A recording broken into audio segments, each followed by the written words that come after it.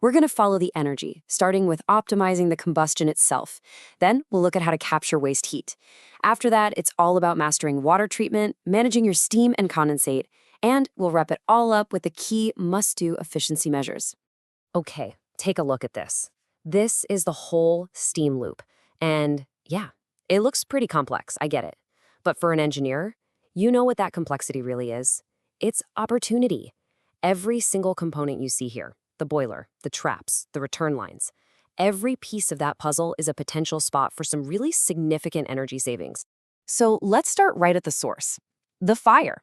Optimizing your combustion process is, without a doubt, the foundation of boiler efficiency.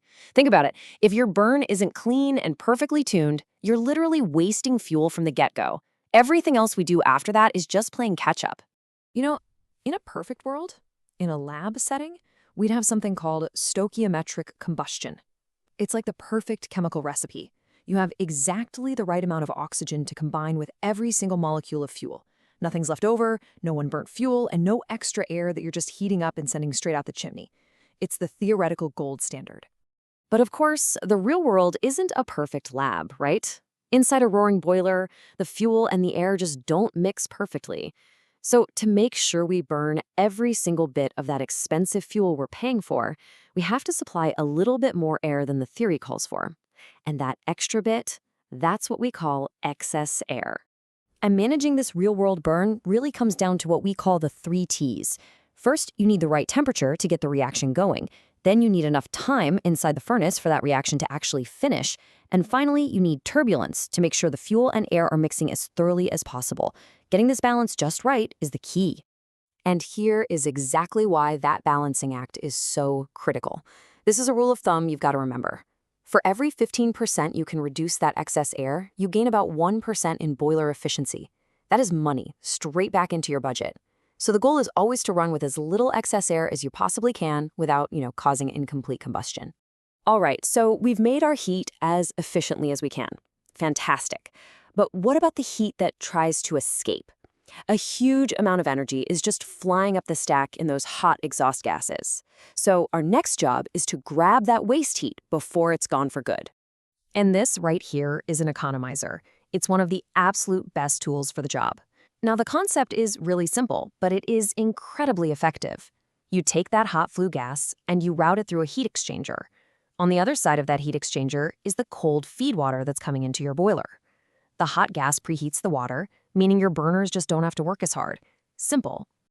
Now, another great option is the air preheater. It works on the exact same principle, recovering heat from the exhaust, but instead of heating the feed water, it preheats the combustion air that's going to the burner. And when you do that, you get a hotter, more efficient flame. Both are fantastic strategies for recapturing that energy. And here's another awesome rule of thumb for you. You can get about a 2% boost in boiler efficiency for every 40 degrees Celsius you raise the combustion air temperature. I mean, these are real, measurable savings that just come from recycling the energy you've already made. It's a no-brainer. Okay, let's switch gears. We've talked about the fire side of the boiler tubes. Now let's talk about the water side.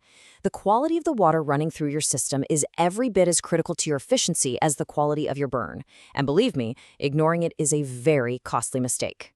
This number right here, this should really get your attention. Just 1 millimeter of mineral scale, we're talking about the thickness of a credit card, can jack up your fuel consumption by up to 4%. You see, scale acts like an insulator. It coats the metal tubes and literally blocks the heat from getting to the water, which means you have to fire the boiler harder and longer just to make the same amount of steam. So what exactly are we fighting against here? Well, it's a whole list of contaminants. The usual suspects for scale are the dissolved hardness minerals, calcium and magnesium. But we also have to control other solids that cause issues, and even dissolved gases like oxygen and CO2, which cause corrosion that will literally eat your boiler from the inside out. Okay, so we've made clean, high-quality steam as efficiently as possible. That's great. But the job isn't done. Now we have to deliver it, use it, and, this is so important, bring that valuable hot water back.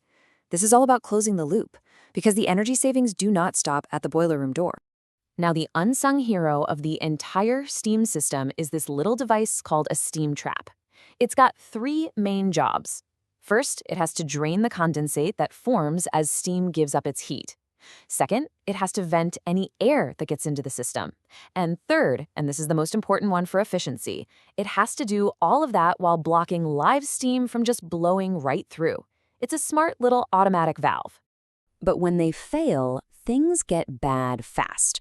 If a trap fails closed, condensate backs up, and that can lead to some seriously dangerous water hammer. But if a trap fails open, well, that's just a massive energy leak. It's like having a hole in your system, constantly blowing high-pressure steam and a staggering amount of fuel money right into your return lines. And this brings us to why getting that hot condensate back to the boiler is so incredibly critical. Every drop you fail to return hits you with this whole cascade of costs. First, you have to buy more raw water. Then you have to pay for chemicals to treat it. Then you have to burn more fuel to heat it all the way up from cold. And to top it all off, you often have to pay sewer fees for the water you lost. It just hits you again and again. So we've gone on a journey from the fire inside the boiler all the way to the farthest corners of the steam system. Let's pull all this technical info together into one final, actionable summary of the most impactful things you can do. Here it is. This is your high-level checklist for a seriously efficient system. Get your combustion under control with automatic O2 trim. Install heat recovery like an economizer. Stop wasting the heat in your boiler blowdown. Keep those waterside surfaces spotless with a great treatment program. Test and maintain your steam traps like your budget depends on it, because it does. And finally, insulate everything. These are the big hitters. And that brings us to the final, most important question. Every single plant, every boiler system is a little bit different. So as you look at your own facility, you have to ask yourself, which one of these strategies is going to unlock the biggest, fastest savings for you? The opportunities are there. You just have to go get them.